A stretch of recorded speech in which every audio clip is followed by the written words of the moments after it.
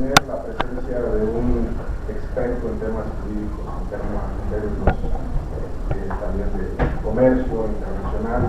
Nosotros me pidió que no hiciera muy extenso su amplio currículum. Nos acompaña de la Shanghai Tong Law School, el profesor Shen Wei. Él seguramente, pues, ahorita con la presentación nos va a dar mucha luz acerca de temas novedosos. Él va a tratar temas específicamente de Perú. Entonces, en ese sentido, nos voy a explicar, nuestra mecánica va a ser 45 minutos, después vamos a hacer una ronda de preguntas y respuestas. Y en ese sentido, posterior a la conferencia, vamos a hacer un pequeñísimo taller en donde aquellos que se quieran incorporar a hacer preguntas más en corto, pues están invitados. Entonces, la idea sería juntar estos dos eventos para que justamente pudiéramos ahorita estar en ese sentido ampliando más las cosas. Entonces, sin más preámbulo, profesor, welcome.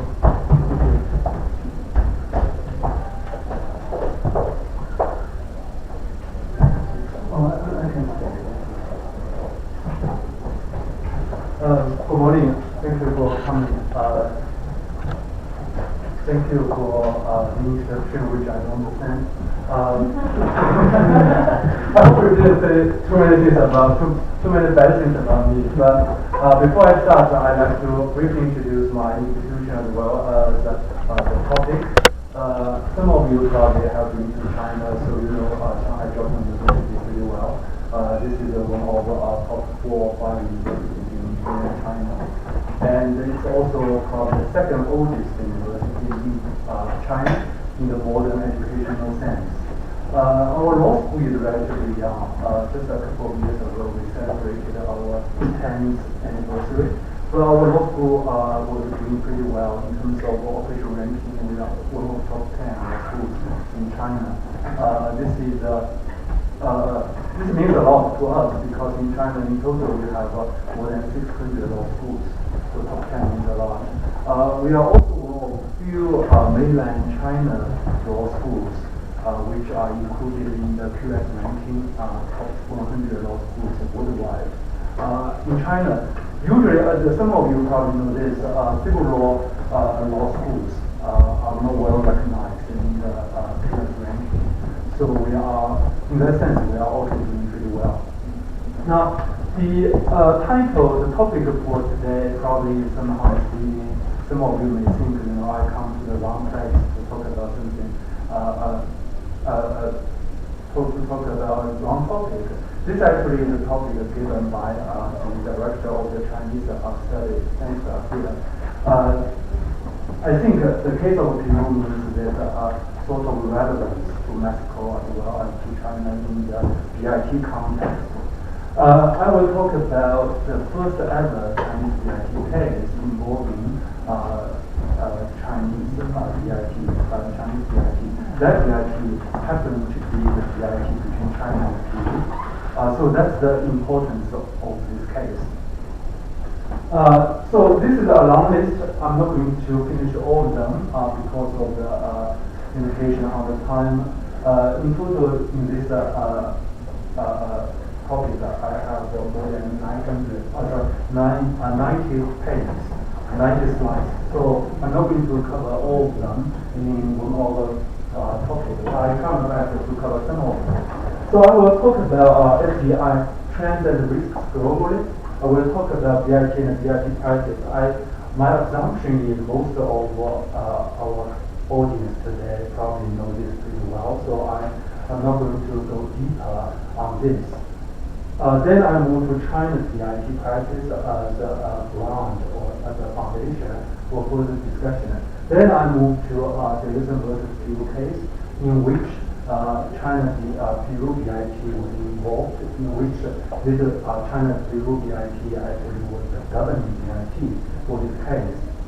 Then I will move to China's new move or some developments in BIT law and practice. So first, let's talk about trends and risks in FDI activities globally. I give you some figures so that you can easily understand what happens globally in terms of FDI activities. Globally, because of financial crisis in 2008, 2007 and 8.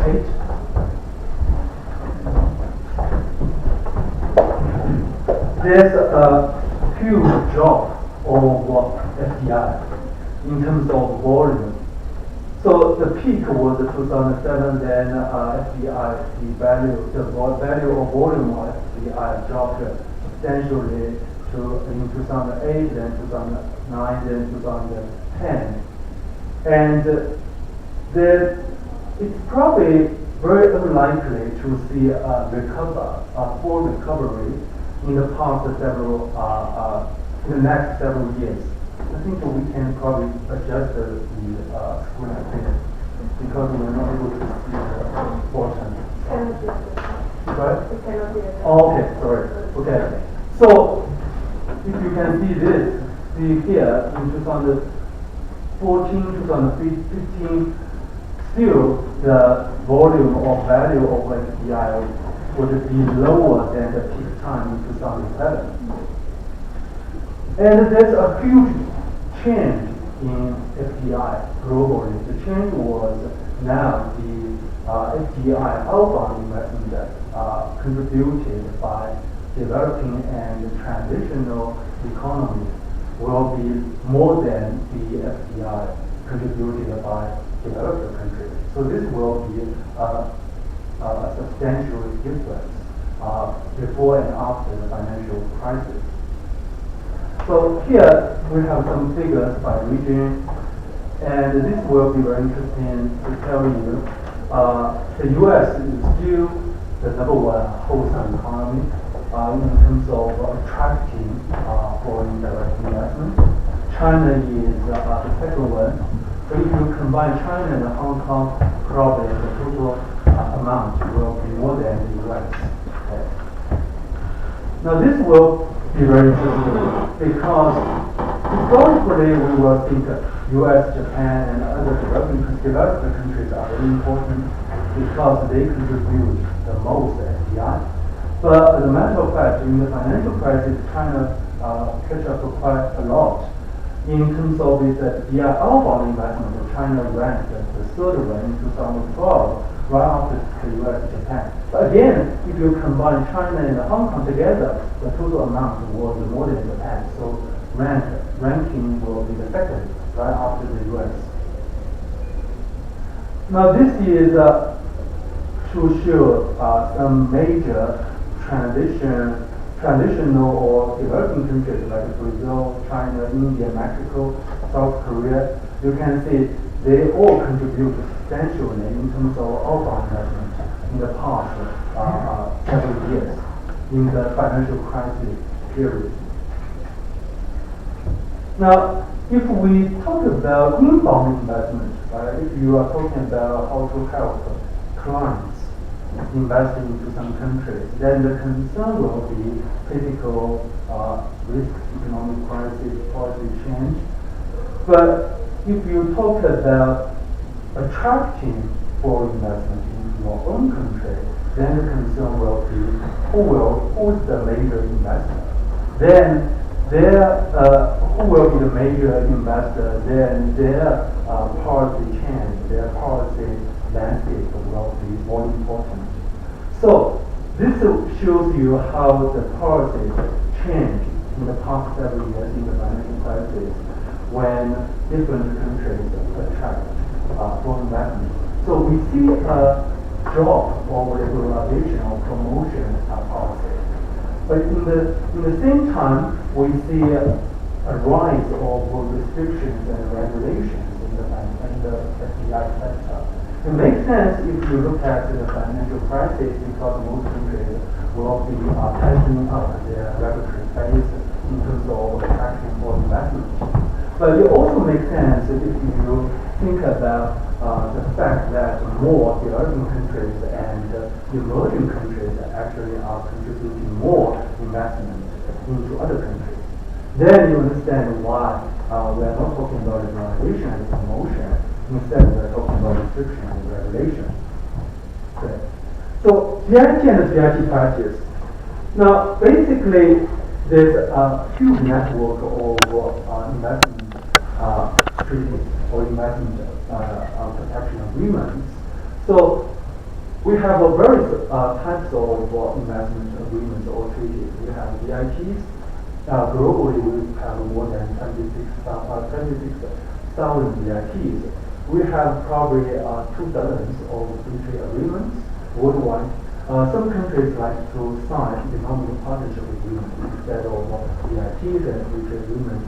In particular, Japan is that type of country which likes to sign some version of VIP or free trade agreement.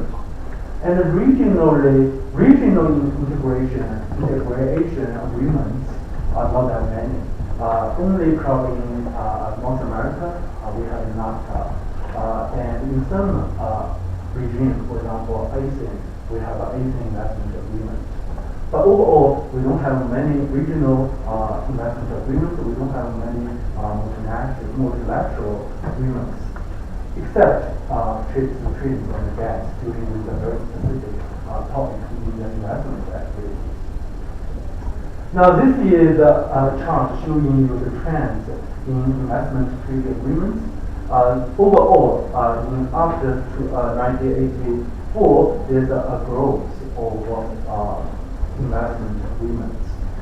Now, this shows you economic cooperation agreements with investment provisions. Globally, we have probably 300.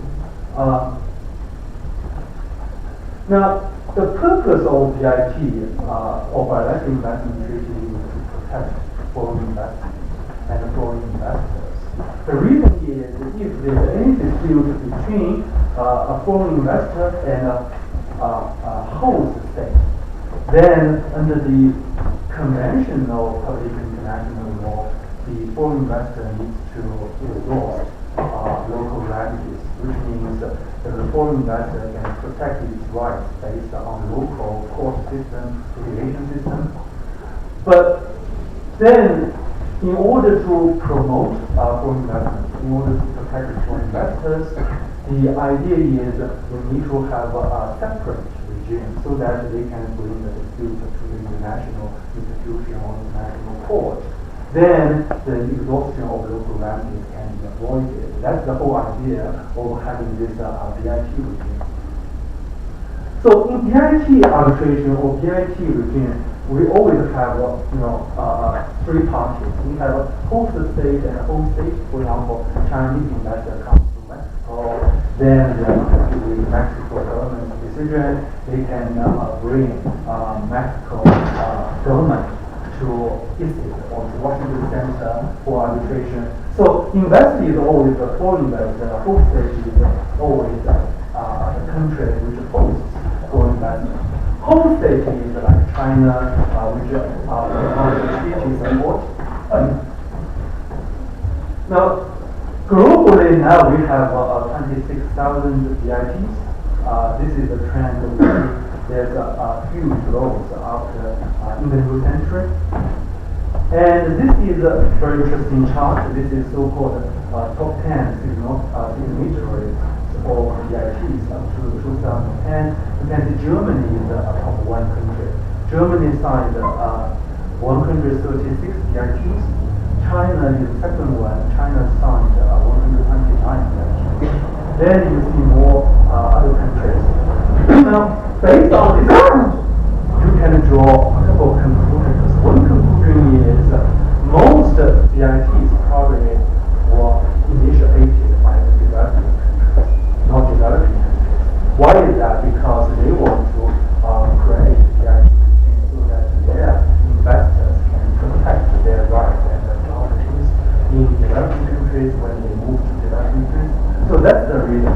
Then the second conclusion you can have is some developing countries prefer to have VIPs.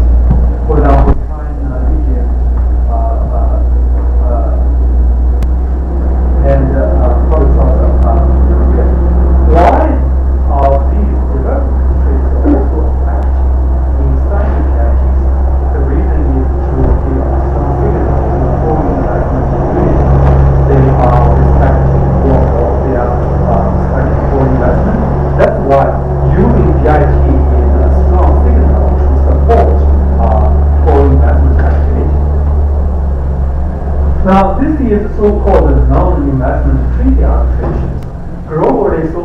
have probably 250 EIT cases involving different countries.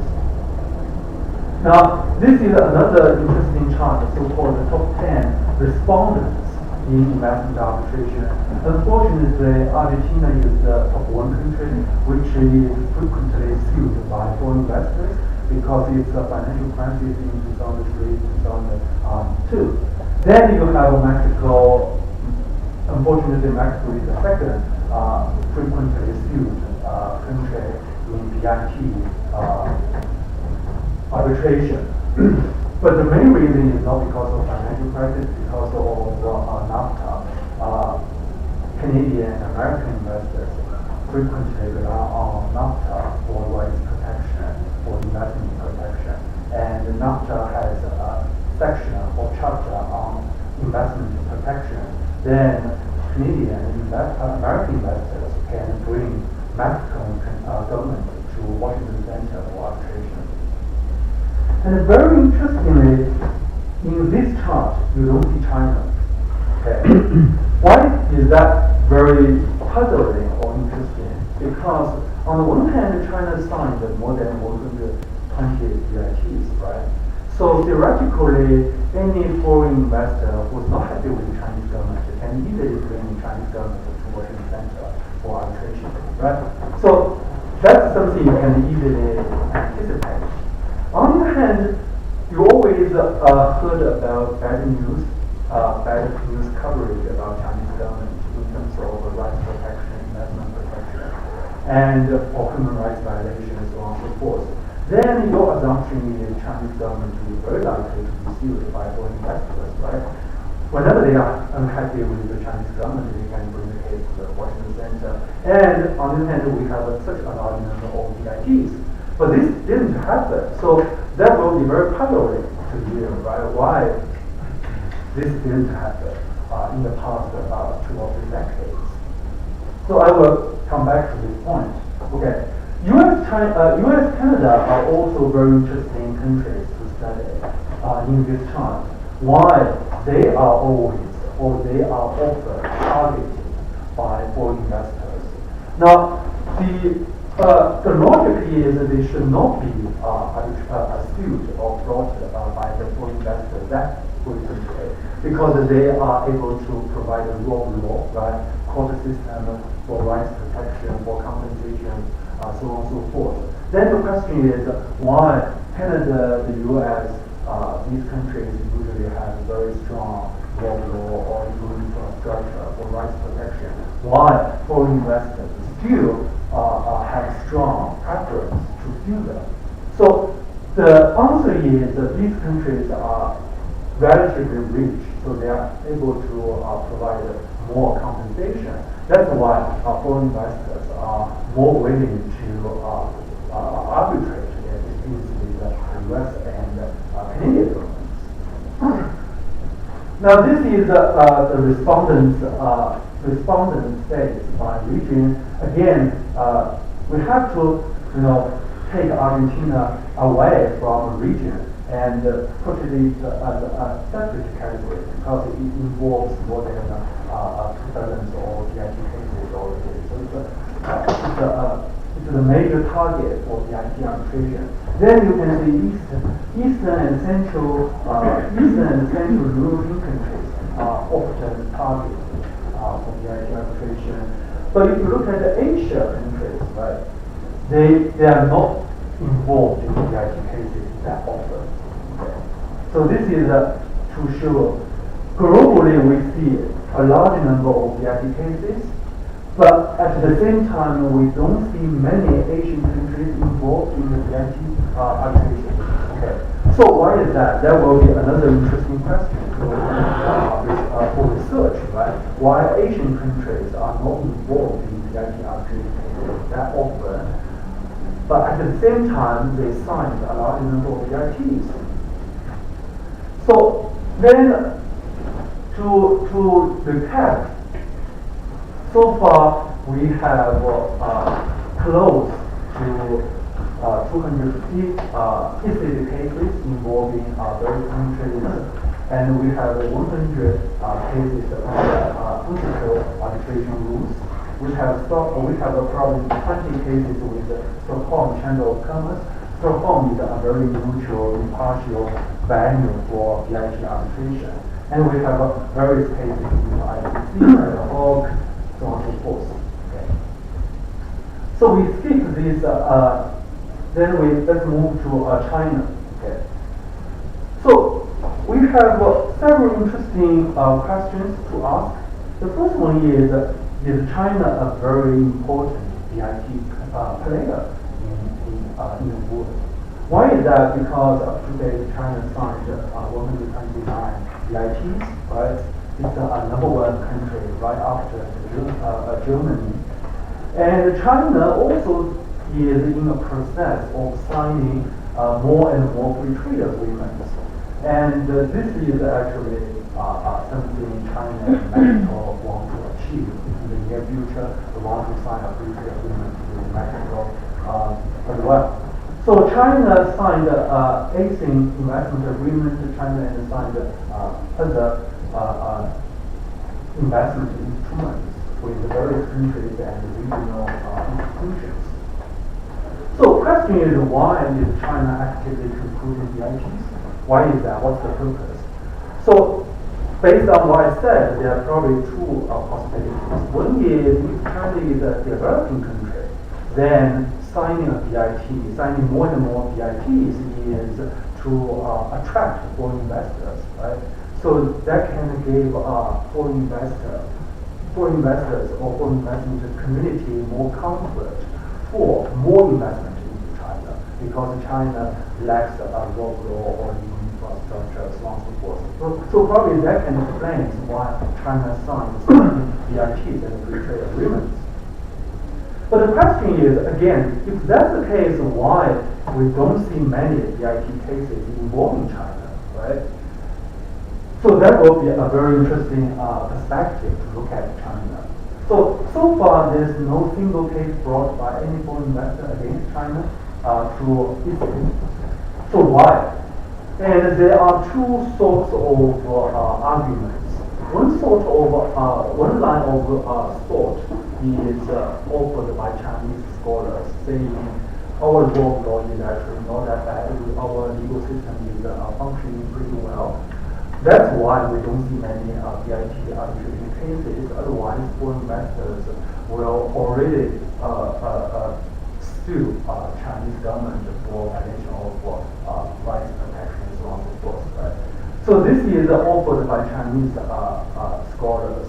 This seems a very problematic argument. If you look at other high-profile cases involving Chinese governments with foreign investors in various disputes, especially the dispute with Google, because Chinese government, because of this internet censorship system, Google was completely moving away China to Hong Kong. This is a very high-profile dispute between Chinese government and Google, involving the U.S. government as well. So at that time, the then State Secretary Clinton condemned the Chinese government for the internet information censorship.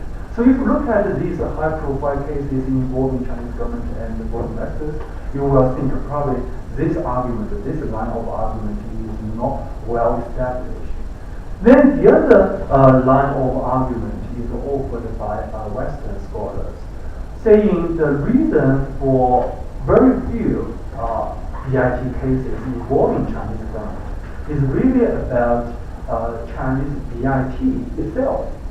Okay, so this is a more law-based argument. Why is that? Because Chinese BIT, I will talk about this later on. You basically can divide the Chinese BITs into several stages. Okay, so we say first generation BIT, second generation BIT. China probably has 4 generations BITs. So one generation, they are all different from each other. So I will talk about this later on. The first generation Chinese BIT has a very narrowly defined concept of dispute. So in Chinese old generation BITs, the definition of dispute is narrowly defined. How narrow? Usually you will see this kind of definition. The dispute in relation to the amount of compensation in the exploration can be brought to estate arbitration. What does that mean? That means the dispute over the exploration itself cannot be brought to Washington Center for arbitration, but only if the investor is not happy with the amount of compensation, then you can bring that dispute to the arbitration. So that probably can explain why China is not frequently involved in the BIT arbitration. Okay, so we will talk about this later on. The other thing is China's status in FDI activities. So how to define China? What's the function or what's the role of China in global FDI activities? It's a major capital importing country or a major capital exporting country. So if it's a major capital importing country, then signing BIT will help China to attract more investment. If China is a capital exporting country, then the BIT, signing more BIT actually is to provide legal protection to Chinese investors when they go abroad. So the function of BIT can be completely different if China's function or Chinese companies' role in FDI activities is different. Okay. So this is a chart, okay, showing the growth of China's outbound investment starting from 1999. Okay. Historically, Chinese government was never actively encouraging Chinese companies to invest abroad. Okay. Because historically we are a very developing country. We want to attract more investment. We don't want to invest overseas. But there's a change, right? If you look at this chart, there's a change, especially after 2000. Right? There's a huge rise of outbound investment up to 2013. Right? So why did we witness this rise? Why do we see this change? Because in 1998 to 1999, the Chinese government put forward a so-called global policy, encouraging bigger Chinese companies, especially state-owned enterprises, to invest more overseas. Okay, so there's a policy change at that point. Then you see a gradual increase of outbound investment. Let me tell you something interesting. In the global Fortune 500 list, including 500 the most profitable or the largest global multinational companies, China actually is the second country, which has 72 global Fortune 500 enterprises, ranking right after the U.S. U.S. is the number one. Than China. So it's a very surprising figure if you look at this. Okay. You will think probably Chinese enterprises are not that important because most of them are state-owned enterprises. State-owned enterprises represent low efficiency, low profitability. But as a matter of fact, that's not true. Part of the story is that they are very big, especially in the global landscape. They are very important, very dominant in some sectors. For example, we have Big Four commercial lenders. They are in the top 20 commercial banks worldwide. We have Sinopec, which is the number one, number two oil company in the world, and ICBC, which is the major bank, commercial bank, whose capitalization actually is larger than Wells Fargo in the U.S. in terms of capitalization. So these players, these companies are very dominant in the global activities. Okay. Now we see some high-profile investment activities involving Chinese companies. some were successful, others were not as successful, largely because of Chinese government's go global policy, encouraging Chinese companies to invest overseas. Okay. Now, let's move to a Chinese BIT. As I said, we can easily divide the Chinese BITs into several generations. So this will be the first generation, starting from 1982 to 1989. Now, the first generation started from 1998 because that's the year when China signed its first BIT with Sweden. That's the first BIT China signed. Okay, then I took the first 10 years for calculation. Okay, you can see 48% of BITs signed in these 10 years was signed actually by China and Western European countries. So Western European countries were the major counterpart countries for Chinese BITs in this first decade. The major reason for that is, for inbound investment, not for outbound investment. We move to the second decade, from 1990 to 1999. 40% of Chinese BIT was signed by China and Asian countries. So there's a switch from Western European countries to Asian countries. Okay. Then we move to the most recent decade. Between 2000 and 2010, you can see the majority of Chinese BIT signed in these 10 years were with the African countries. Okay. So it's a very clear switch or change or trend moving from Western European countries to Asian countries and to African countries. Why was that? Largely because there's a growth of outbound investment activities involving natural resources, oil, etc. And all these natural resources, oil, are in Africa, Asian countries. That's why Chinese government wanted to use BIT for right protection, so that Chinese companies can be well protected and invest in African and Asian countries. Okay. So now let's move to this list. This will be a very interesting list. Now this list has 3 cases. All these 3 cases were filed with this is the Washington Center based in Washington D.C. Okay. Now these 3 cases were the only cases involving Chinese BITs so far. Okay. Let me give you some background information. Now we will talk about this case relatively more detail later on. Okay. So this is the first case. In this case, Hong Kong-based investor sued Peru in Washington Center. Okay, so Peru was the respondent. The Chinese investor is on the claimant side. Okay, this case is interesting. This case is the first case a foreign investor sued Chinese government for land disputes. Okay. Because this is a Malaysia company invested in the real estate property in China, but because in China, under the Chinese law, there's a legal restriction.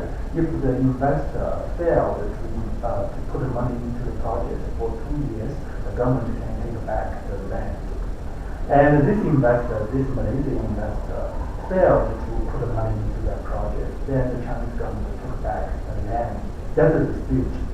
And this is the first ever case involving Chinese government as the respondent, not a claimant. But this is also a very interesting case. Why? Because this is also one of few cases in which the claimant, in the middle of the arbitration proceeding, dropped the case.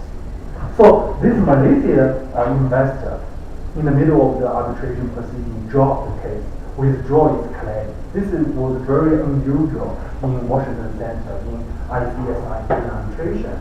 Part of the story, we don't know exactly what happened behind the curtain, what was on the negotiation table between the Chinese government and the Malaysian investor.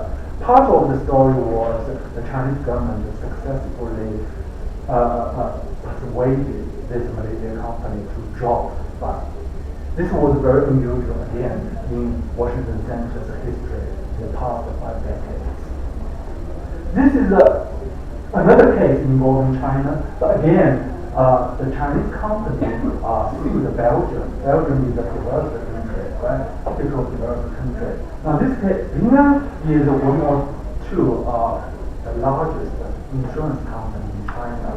In the financial crisis, Magna went to Belgium to acquire Fortress, which is a major insurance company in Belgium. But because of financial crisis, Belgium, the government, acquired equity in this Fortress company. That's why Magna would not be able to proceed with this acquisition deal. So Magna sued Belgium based on China and Belgium DIT. Again, if you look at this list, right, this case was dropped already. If you look at these 2 cases, so far the only 2 cases involving Chinese DIT, the Chinese entity is always on the claimant side. The Chinese government actually was not involved. The foreign countries' governments were involved on the respondent side. So this is a very interesting angle to look at Chinese DIT. Okay. Now let's move to this case. Okay. Again, this is the first case. This case gave us a full manual of Chinese DIT because some of you know this. In DIT arbitration, usually there are 3 stages. Right? The first stage is you will have an award on jurisdiction. Then you will have an award on merits. Then if the respondent government was not happy with the award, the government actually can apply to the Washington Center for annulment. This case involved all these 3 stages. So recently, in the last a couple of weeks, the Washington Center issued the annulment award.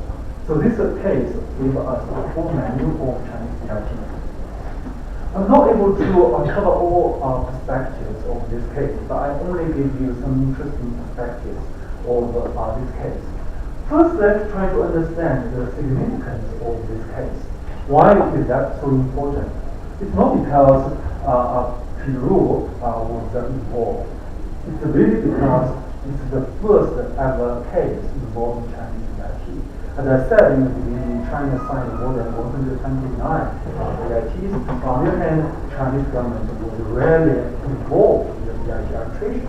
So this is a good case to show how these Chinese, 129 Chinese DITs are interpreted, are applied by the DIT arbitration tribunals. So this is the significance. Now, let me give you some facts about this case. Okay, it involves a variety of important international law issues. Okay, first, that is a Hong Kong-based resident. Of course, he is a Chinese citizen, but Hong Kong is a special administrative regime, and Hong Kong itself can sign DIT with foreign countries. Hong Kong signed 12 DITs, but all of the counterpart countries with Hong Kong are Western European countries. Hong Kong never signed any DIT with any developing country. Okay, so theoretically there will be a very interesting international law issue. The issue is, can a Hong Kong resident rely on Chinese DIT for rights protection if Hong Kong itself actually signed DITs with various countries, but Hong Kong didn't sign any DIT with Peru. Okay, so this actually is a very important international law issue, heavily arbitrated in this case. So Zara invested in Peru and set up a TSE Peru SAC. You know more than myself. This is a limited liability company and Peru company law. But Zara invested in Peru through SPD, special purpose vehicle in British Virgin Islands. So that's another very interesting international law issue. Can ZAR relied on China-Peru BIT if the investment actually is flowing from the British Virgin Islands rather than China. And then the Senate is the tax authority in Peru, froze TSG's bank accounts. Then ZAR claimed that this constitutes an exploration without compensation. So the whole legal issue involved in this case is about the exploration clause in China-Peru BIT. Okay. So for the first award on the jurisdiction, there are four important legal issues. Okay. The first issue is the scope of dispute. Okay. As I said, the first generation Chinese BIT's definition of dispute was very narrow. How narrow? Only the dispute over the amount of compensation involving the exploration can be brought to arbitration, right? So then the Peru government, the argument put forward by the Peru government was we can arbitrate this case, but can only arbitrate the amount of compensation. We cannot arbitrate the exploration itself. Okay, that's the legal issue here. The second issue is interplay between domestic and ICSD arbitration. The respondent, the Peru government argument was you have to rely on, you have to exhaust the domestic remedies. Then you can move to dispute arbitration. You cannot go to the Washington Center for arbitration without exhausting local remedy. In other words, ZAR can sue Peru in Washington Center only after ZAR himself exhausted all the local remedies in Peru. That's the second legal issue. The third legal issue is so-called consent to dispute arbitration. Now, this is a little bit complicated. In BIT arbitration, let's move from BIT arbitration to commercial arbitration. In commercial arbitration, you have to have an arbitration agreement or arbitration clause, right? Then the parties can arbitrate their disputes. In BIT arbitration, it's more complicated because the respondent is the host state, the government. So under the international law, the government cannot be sued in any court or any arbitration venue unless the government gives consent in advance. That's the idea of consent. So you have BIT. Let's say Peru and China have this BIT, but that doesn't mean the Chinese investor can sue the Peru government without having the consent from the Peru. So Peru needs to give the first consent, then you can move forward with arbitration. So the Peru government said we never give this consent. By signing the BIT doesn't mean we give you consent. And without consent, you cannot sue us. So that's the third legal issue. The last one is so-called most favored national treatment clause through procedural rights. Now this is a typical international trade law issue. In international trade law or in WTO law, you know this, right? If we don't have civil rights, right, in Mexico, then we can argue we still can have that rights if Mexico gives that rights to any third party countries. So this is so-called most favored national treatment. Now in BIT arbitration, there's a end clause to procedural rights, which means this is actually the argument made by the claimant, saying, well, you didn't give us consent, that's fine, you didn't give us the waiver of exhaustion of local remedies, that's also fine. But because Peru gave other South American countries procedural rights for arbitration without having the consent in the first place, you need to give me that rights. That's the argument, so-called most favored national treatment to procedural rights. Okay. Now, this is the four major legal issues in the jurisdiction issue. Okay. We move forward. Okay, there are too many details here. So what's the substantive legal issue involved in this case? The substantive legal issue involved in this case is so-called exploration. Okay. So under the U.S. constitutional law, the concept is taking. So the government can take away private property. That's the idea.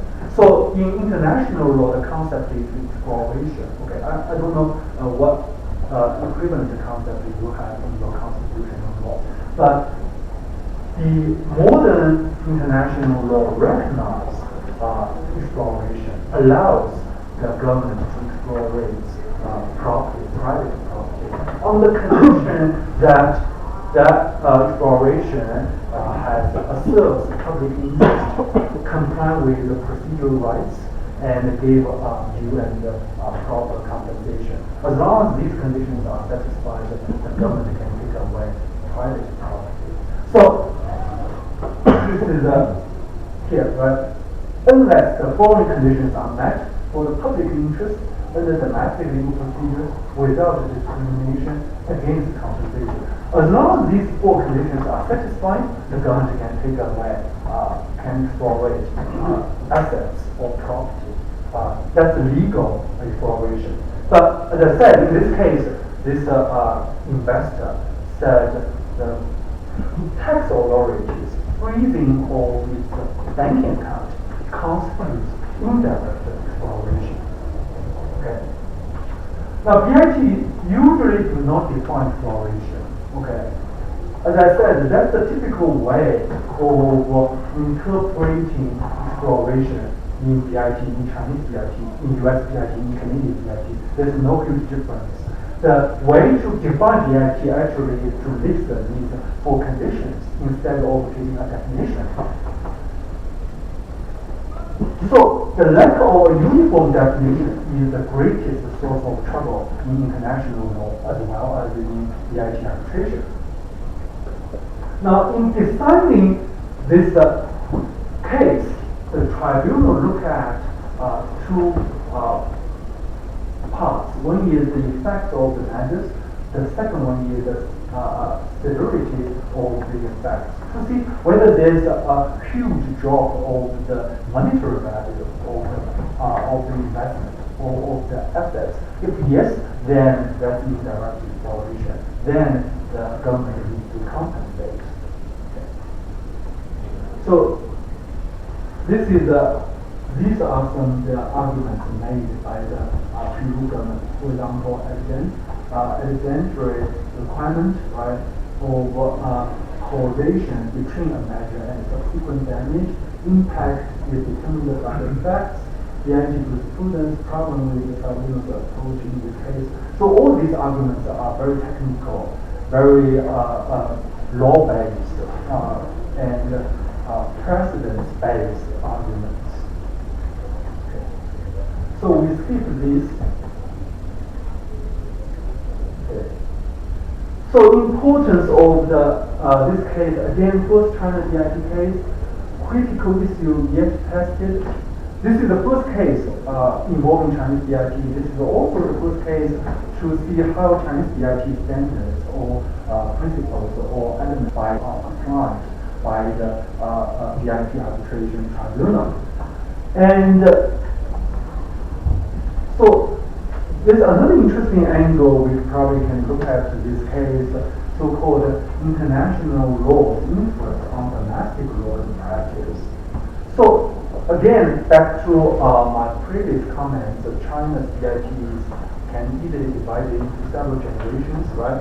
Now, so how to divide these generations, how to move along this evolution. The first generation started from 1982, right? This first China-Sweden BIT up to 1998 China signed a BIT with Barbados. So this is the first generation. Then why China-Barbados BIT was then important in 1998? Because that's the first BIT in which the definition of dispute was fundamentally widened up by the Chinese government. So dispute, the definition of dispute is not only about the amount of compensation, but also about the exploration itself. In other words, any type of dispute can be subject to arbitration. Okay? So this is the second generation. The third generation BIT started from 2006 when China signed the BIT with India. Why is that important? Or why 2006 was the cut-off point? Because in that BIT, for the first time, Chinese government recognized the concept of indirect exploration. Previously, Chinese government never recognized that concept. Okay. Now, the fourth generation started from 2009 when China and Canada signed the BIT. Why is that? Because this is the first BIT in which the Chinese government incorporated some unusual terms such as environmental protection, IP rights protection. So these are basically four generations of Chinese BITs. Now we are actually moving towards a new trend. This is what I like to talk about a bit in the end. So the new developments are really about what? Are really about its multilateral movements. So for the first time, Chinese government signed an investment agreement in 2009 with the ASEAN. This is a 10-country group or international regional organization. And for the first time, Chinese government signed a triangle three-party investment treaty with South Korea and Japan in 2012. Then you will have a simple question: why Chinese government moved that direction? Right? Previously, only signed BIT with a particular country, signed free trade agreement with a particular country. Why, at that point, by 2009, 2012, Chinese government was moving towards a multilateral direction?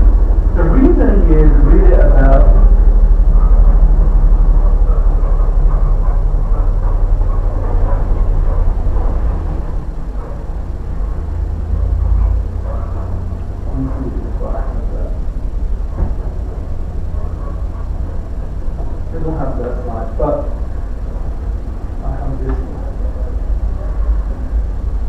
the reason is really about so-called,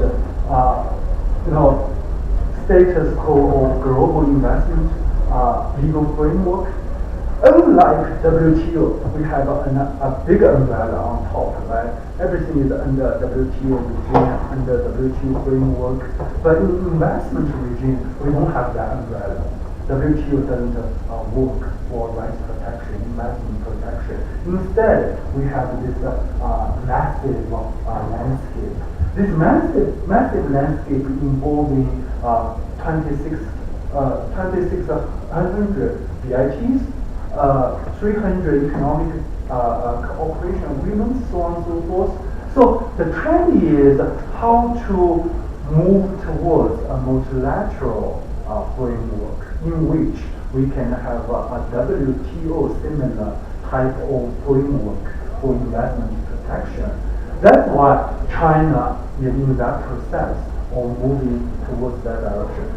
Especially if you look at the U.S. TTP negotiation, TTIP negotiation, the U.S. is trying to lead a multilateral investment treaty negotiation globally. So, but TTP doesn't involve China, excluded China. So Chinese government is very anxious to be part of this. That's why China started a couple of years ago to have this multilateral investment treaty negotiation. So this ends my presentation. Thank you very much.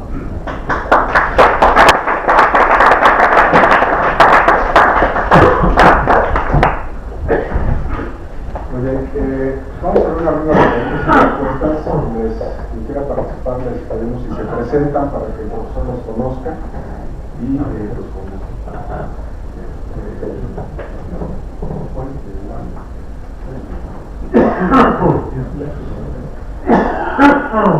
¿Alguien quiera participar? My name is Lourdes Martinez. I'm professor at this university and another university for the Mexico City, the University of Autonomous of Mexico City. Well, my question is about the regulation, the global regulation of foreign investment. I think that it is better.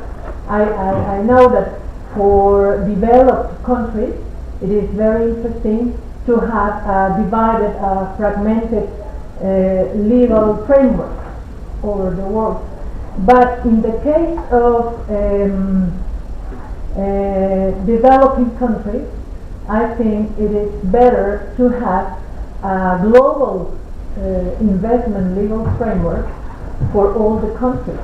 Because sometimes in developing countries, we don't have the competences, legal competences to defend the problems put on the scene. So, well, what do you think about this? For example, in sustainable framework, there is a big lack here, for example, in Mexico, because of the practice of some multinational enterprises. They respect the ecological legal issues in their countries, but not in the countries that they invest. So, for example, there is a big problem with the waste, industrial waste. So to manage it is very costly. So, well, this is my point, and it is very interesting, your research. Thank you very much. It is really great. And I would like to ask you, what do you think about this from the point of view, not the China, the Mexico, or Latin American, Africa. Thank you. Okay. So from the developing countries' perspective, the benefit of a global investment protection regime certainly is good in terms of public goods provision, right? In terms of rights protection, in terms of rule of law promotion, so on and so forth. So all these are good perspectives. So the developing countries can enjoy benefit a lot. But the real concern of developing countries in the global investment treaty negotiation or multilateral investment treaty negotiation is the standard. What will be the proper standard for rights protection? If the standard is very high, then there will be a very high chance to be sued by the foreign investors, right, in the BIT arbitration regime. So that will be the major concern. So that's also the concern shared by the U.S. government, because there's a withdrawal of its previous liberal stance in the BIT or investment treaty negotiation by the U.S. government. Because a very high standard BIT protection, very high rights protection standard in BIT will lead to more chances of arbitration involving the host state. So the U.S. government's concern is if we are not able to raise the standard that much, otherwise we will be more frequently sued by foreign investors. I guess that will be the same concern shared by the developing countries. Yeah, so what will be the proper standard? That will be the major concern. Thank you.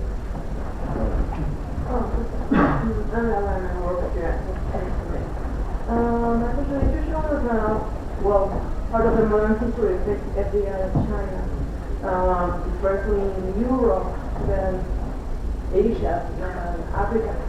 Which one do you foresee will be the next for China? I mean, this moment we know when we see China, well, FDI is not just drawing in a specific section. I think it's very more diversified. However, do you think there will be like a region like it showed before for China's FDI, or do you think it will go back maybe for Europe, or do you think now it's moving forward maybe to America, Latin America?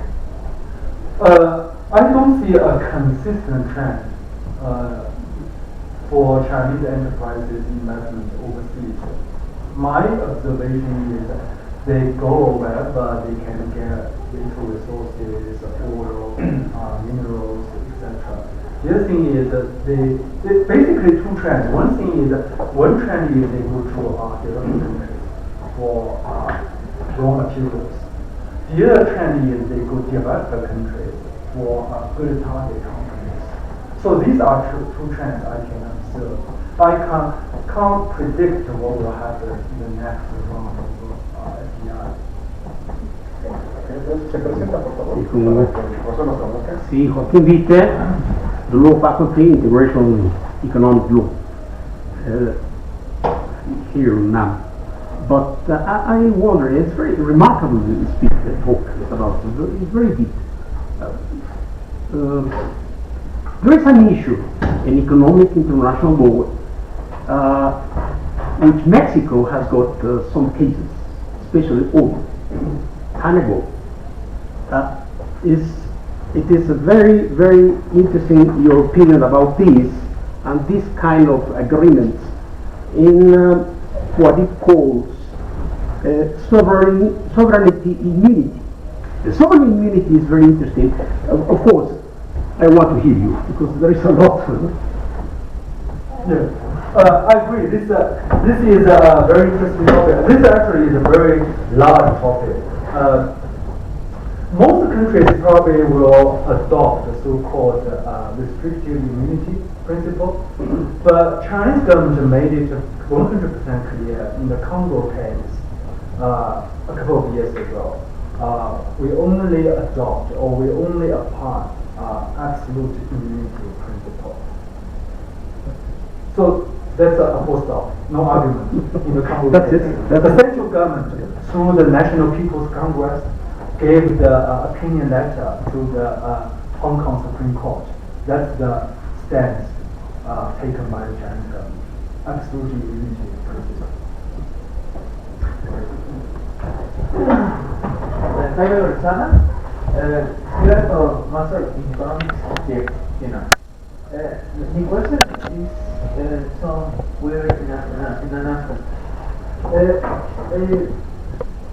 The enterprises are acquiring in different levels human rights in the world. Mm-hmm. In Mexico, the enterprises has human rights, and it is not defined the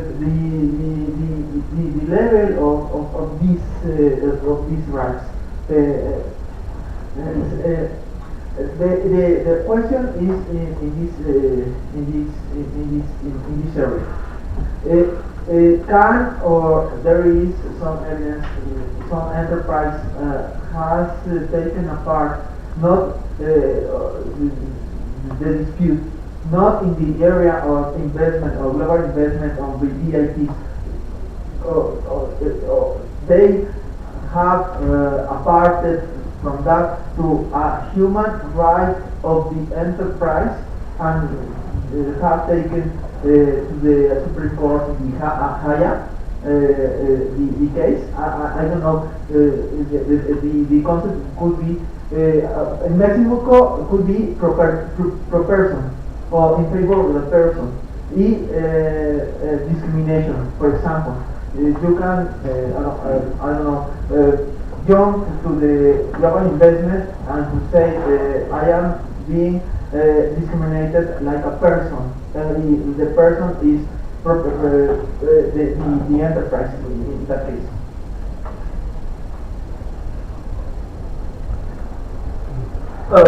In plenty of Asian cases, human rights overall is not the major legal issue for arbitration. So in most cases, in plenty of Asian cases, the legal issues, substantive legal issues involve like exploration, compensation, fair and equitable treatment, and so on and so forth. It's more about rights protection. So there's certainly there's argument in the scholarship as well as in the UED or European Union whether the investment treaty protection, the investment treaty should move that direction. There's argument or there's a counter argument as well. But overall, human rights is not the major legal issue involved in the BIT arbitration. So I'm not sure if I answered your question. Okay.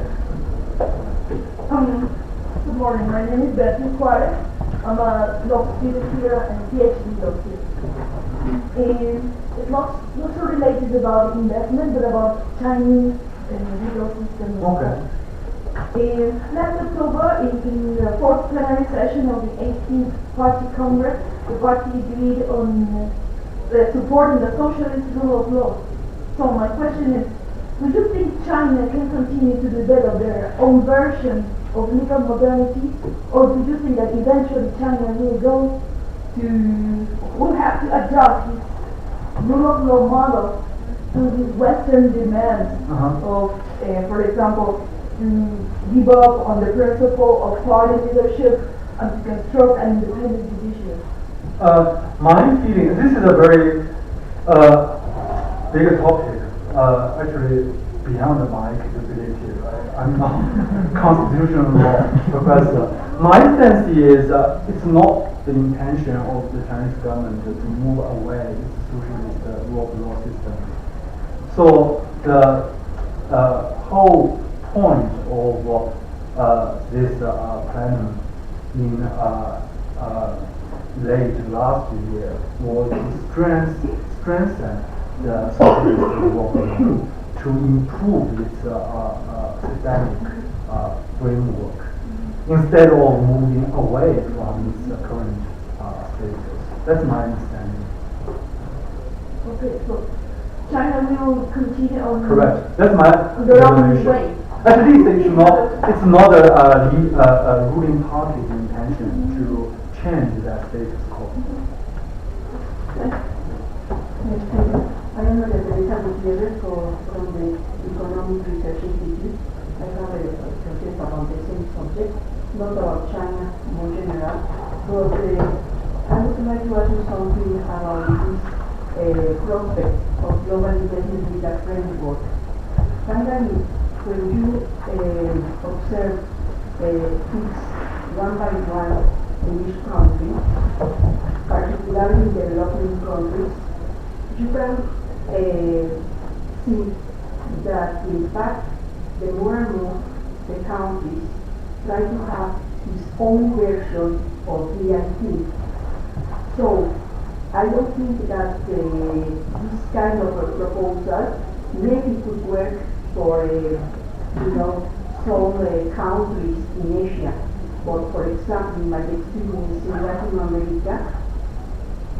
Latin American governments, the more and more are reluctant to have this kind of proposal. First of all, because they know the more and more how much is cost, fixed or principal suit. If you see, for example, Ecuador government, Bolivia government, how much they are paying in this kind of suits. So that kind of tendency, in my opinion, is quite unpopular.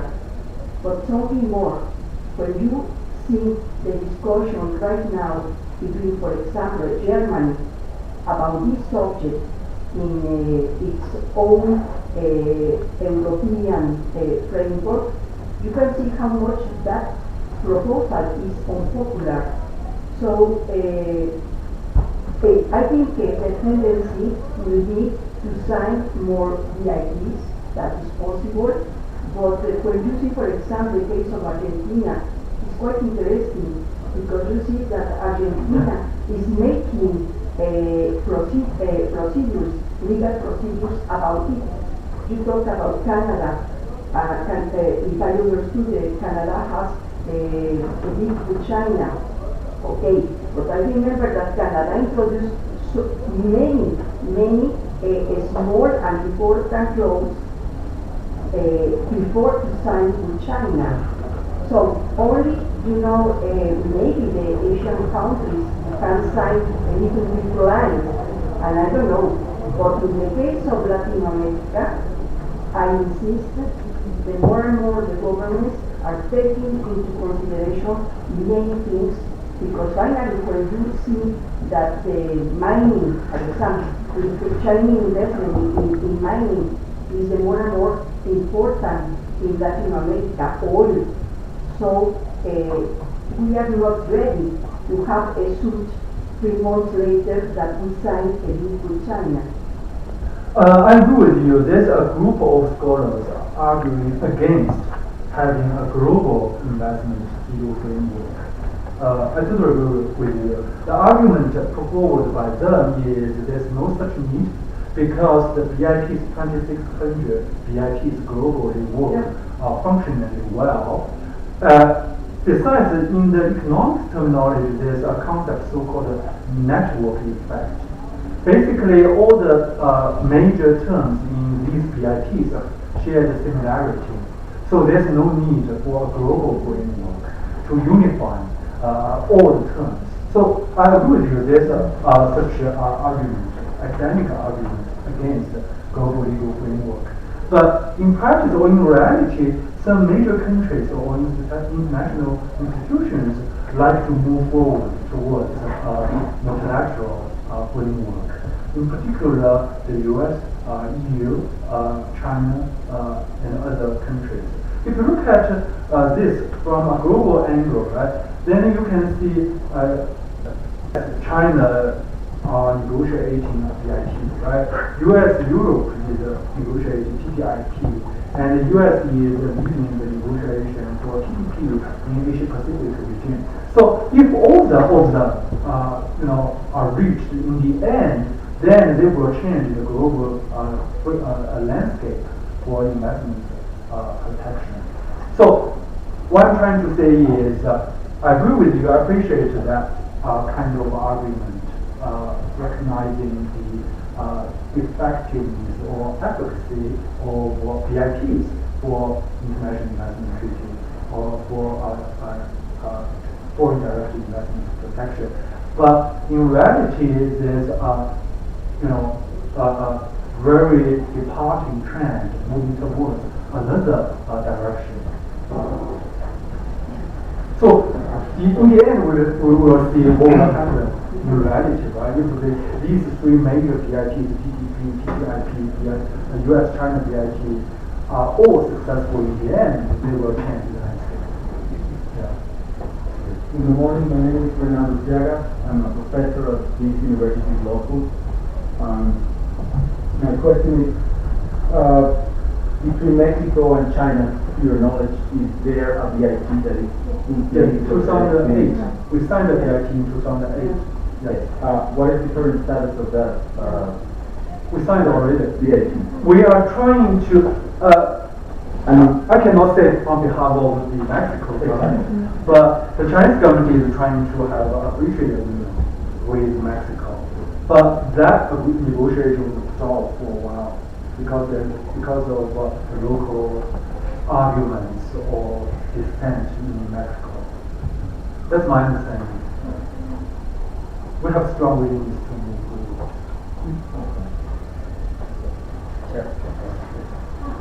So you were talking about that China in the following years is going to make multilateral investment treaties. Yeah. So in the regional cooperation, will the RCEP that and also other countries.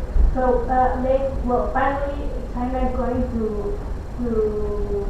take away all those bilateral investment treaties and only make one investment treaty for all that region. I guess that I don't know very well, but ASEAN has many developing countries, but also in this RCEP has Australia and other developed countries, so they have different conditions. In Asia Pacific, most of these countries are developing, not developed, except Australia and New Zealand. Yeah. But I don't think RCEP will replace all individual DIPs. That's not the plan to abolish all the DIPs. Thank you very much. Good morning, my name is Alberto Sanchez. I'm studying International Affairs at UNAM. My question is about, well, in the economic model of China, we can see that in the first DIP period, they tried to sign this treaty for China and now they are trying to invest in other countries. So would you recommend for Mexico like to follow the same way to attract inversion and then we become a country to invest in this case in Latin America?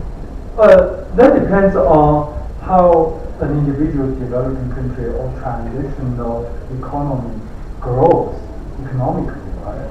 So not every single emerging economy will move from capital importing status to capital exporting status, like Russia, right? So it's a very important emerging country, emerging economy, but it didn't move that direction. So there's no way to imitate China's approach for each individual development country. It's case by case. It depends on the economic status of each country.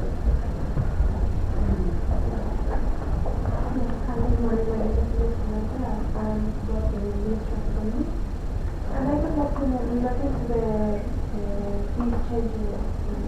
these changes about the approach. Like if all the DRCs have the same approach, that they protect investment from pre-establishment or post-establishment, and it is also related to in at the beginning it was post-establishment, and then I don't know if China just decided to follow the other approach, pre-establishment. And the other question is regarding to the clause that you said. I don't know if it is related to the 14-year clause. Like when you can choose to go to the local tribunal. Talking to rock, yes. We have that clause. Yeah. And do you have it from the beginning? We had that from the beginning, yes. And what about the approach? The approach is, in this case, it's very interesting in tribunal, because based on the literal reading, the approach should be a vertical approach, which means you need to exhaust the first choice, then move to the second, right? You need to exhaust the local remedy, then move to the international arbitration tribunal, right? That's the so-called vertical approach in relation to the rock clause. But in this tribunal, in Peru case, the tribunal took a horizontal approach, saying all these venues can be used at the same time without exhausting the previous one. So this case will be a very interesting case, and it can be used as a precedent for future DIT interpretations. I would like to allow not to go to the first, to the local, if it's possible. I mean, do you have that kind of approach to the China and idea? No, Chinese approach is, put this way, Chinese approach is always trying to ask the foreign investor to exhaust local remedies, right? But the problem is, even if you have that so-called exhaustion of the local remedy clause, that depends on how the tribunal will interpret it. Right? So it's not only about Chinese practice or Chinese way of having this DIT clause. It's really about how the tribunal will use or interpret this clause in the real case. That's my understanding. But in the he can go directly to the arbitration without going to the local. You mean who's he?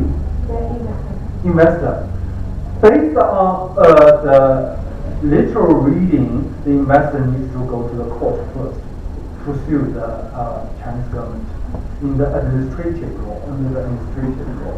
But the problem is, if you have this broad interpretation by the tribunal, investors are basically encouraged to go arbitration first, right? And regarding to the establishment of Vamos a tener, si pudieras ahora convertir en diálogo. I can answer afterwards. Ahorita vamos a tener un proceso, vamos a tener un taller por si quieren integrarse. Entonces, ¿alguien más si quiere participar? One question more. Mexican firms can improve cost.